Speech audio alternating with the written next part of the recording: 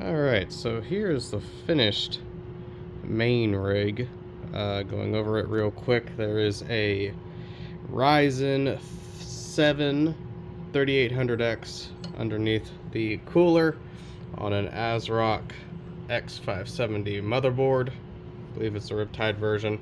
There is 64 gigs of RAM inside of it, 2 of them with the black heat spreaders, 2 with the white. Heatsink itself was like $40 on Amazon a couple years ago. I don't know if they still make it. If they do, it's a real good deal. But I went ahead and put some, I believe they're called Noctua Exos fans or whatever. They're a little bit cheaper than the normal red and brown Noctua fans, and they look a little better as well. Got the white bumpers to go on them. Let's see, moving down the line here, we have a GTX. Is there anything in that top slot? No, there's a NVMe SSD there. Underneath this GPU is another NVMe SSD. This is a Gigabyte GTX 1080. Got it for 140 bucks, if I remember correctly. 120. It was the best deal on a 1080 I could find. It was the best GPU I could get for my money, and it just so happened to match my Gigabyte GTX 1050 Ti that I use for video recording and streaming and coding, so that the CPU nor the main GPU is doing that. So that's what this second GPU is in here for. Down here we have a Wi-Fi card. I believe it's Wi-Fi 6, so some nice speeds even though it's wireless. And then down there we have an M.2 SATA drive that's just on an M.2 card in there. I could throw another M.2 NVMe SSD in there as well. There is a slot for that that's not currently using, but I couldn't really throw this SSD into anything else that had a PCIe slot, so it's in this one. And like I said, that gives me the ability to throw another NVMe drive in there if I need to later on. Somewhat hard to see down in there, but oh, there we go. We have a Thermaltake Smart 750 watt.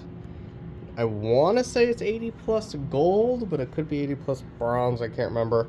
And I do actually have that set up so that the fan is facing here for so it'll take in, honestly, the air will be a little warm, but it's better than trying to breathe through carpet. So it'll take air into here, it'll exhaust it out here. As for the fan setup, we got these 3 intaking air. This one is getting rid of hot air, especially since the heatsink is right up against it.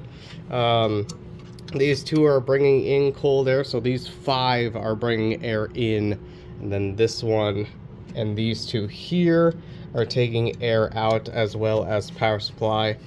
And it is nice that I have these fans here to exhaust some of the air. That way there is at least airflow going over the 2 terabyte and 3 terabyte hard drives down below. There's also a 500 gigabyte SSD on the back of the case here. In total, I believe this computer has 7 terabytes of storage, which is a little overkill, especially since I'm slowly building a NAS as well, but yeah. And then all the fans, all the case fans here are addressable RGB as well. This bit on the second GPU does have RGB, but I haven't been able to get it to connect to the ASRock board yet.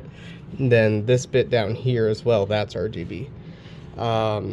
These fans clearly are not RGB, but that's fine. It's the CPU heatsink. We're going for performance there, not visual effects. So yeah, that is about it for the main rig. Let me throw the panel on and then show it upright. And here we go. This is what it looks like turned off from the outside. And this will be the new computer for video editing, playing games, streaming games, all that. So, yep,